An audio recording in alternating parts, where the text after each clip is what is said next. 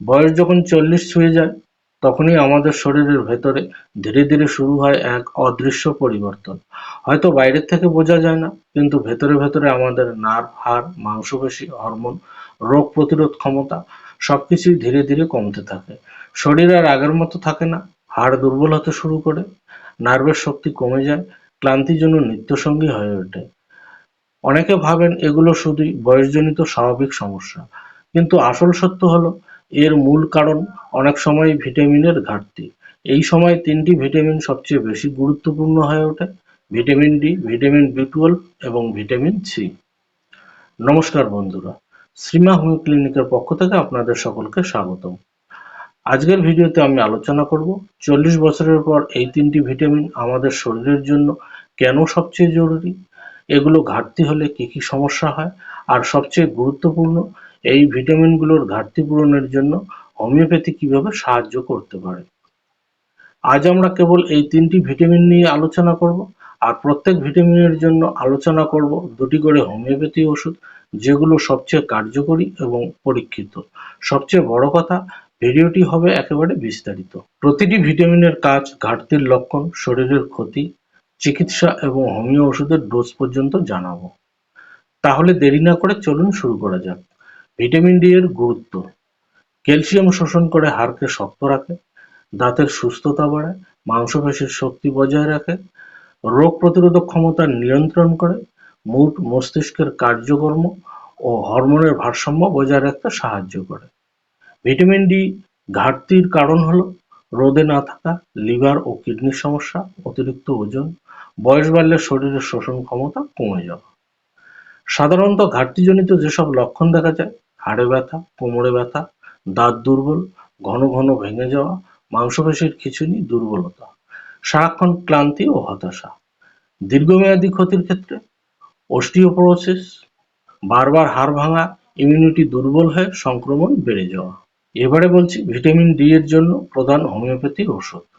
Calcarea phosphorica 6X, এই ওষুধটি শরীরে ক্যালসিয়াম ও ফসফরাসের ভারসাম্য তৈরি করে, শিশুদের দাঁত ও হাড় গঠনে সহায়তা করে, প্রাপ্তবয়স্কদের হাড় ভেঙে গেলে দ্রুত জোড়া লাগাতে সাহায্য করে, বয়স বাড়লে হাড় নরম হয়ে যাওয়া, 40 বছরের পর মহিলাদের কোমর ব্যথা, হাড় দুর্বল হয়ে যাওয়া, হাঁটুতে ব্যথা, এগুলোতে দারুণ কাজ করে। এইসব ক্ষেত্রে ক্যালকেরিয়া ফস 6X ওষুধটির 4টি করে ট্যাবলেট দিনে 3 বার চিবিয়ে খেতে হবে। দ্বিতীয় ওষুধটি হলো সাইলেসিয়া 6X অথবা 30। এই ওষুধটি যাদের শরীর শুকনো, হাড়ে শক্তি নেই, ক্ষত সারাতে দেরি হয়, বারবার ফোড়া হয়, সামান্য আঘাত লাগলেও হাড়ে ব্যথা, দাঁত ভেঙে যাওয়া, শরীর সবসময় ঠান্ডা ভাব, এইসব লক্ষণে সাইলেসিয়া 6X ওষুধটির 4টি করে ট্যাবলেট দিনে 2 বার খেতে হবে। 30 পোটেন্সি হলে 3 ফোঁটা করে সপ্তাহে 3 দিন খেতে হবে। এবারে আলোচনা করছি ভিটামিন বি 12 এর গুরুত্ব। ভিটামিন বি 12 রক্ত তৈরি করতে সাহায্য করে, স্নায়ু কোষের সুরক্ষা দেয়, মস্তিষ্কের কার্যক্ষমতা বজায় রাখে, শরীরের এনার্জি লেভেল ঠিক রাখে।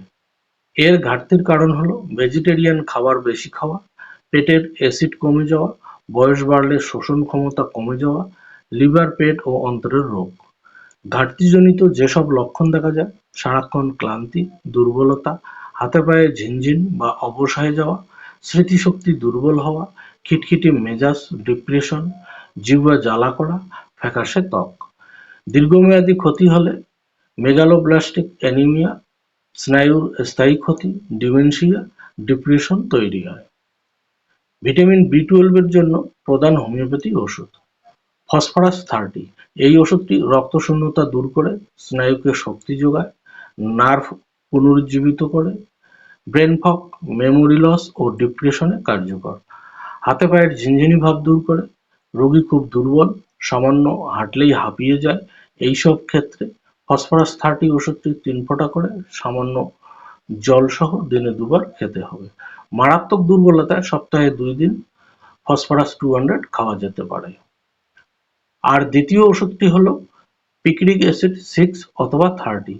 এই ওষুধটি অতিরিক্ত ক্লান্তি, মস্তিষ্ক কাজ না করা, পড়াশোনায় মনোযোগ নেই, মাথায় চাপ লাগলে ঘুম পায়, চোখ ভারী লাগে, সামান্য পড়লেই নার্ভ দুর্বল হয়, তাদের পিক্রিক অ্যাসিড 6 ওষুধটি 3 ফোঁটা করে দিনে 2 বার অথবা 30 হলে 3 ফোঁটা করে দিনে 1 বার খেতে হবে।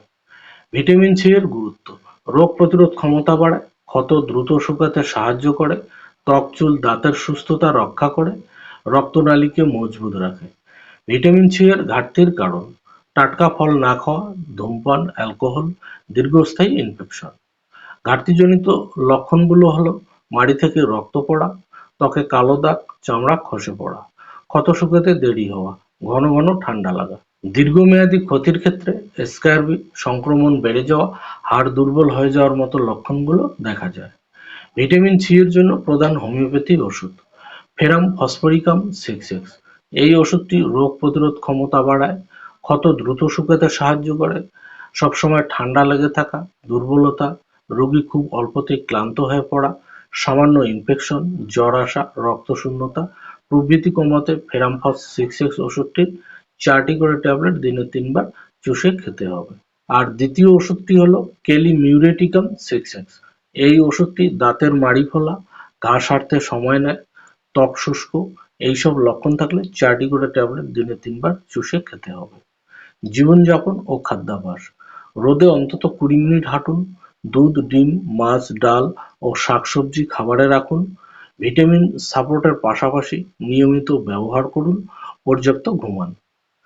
তো আজ আমরা জানলাম 40 বছরের পর শরীরের জন্য সবচেয়ে দরকারি 3টি ভিটামিন এবং মাত্র 3টি হোমিওপ্যাথি ওষুধ, যেগুলো দিয়ে এই ঘাটতি পূরণ করা যায়।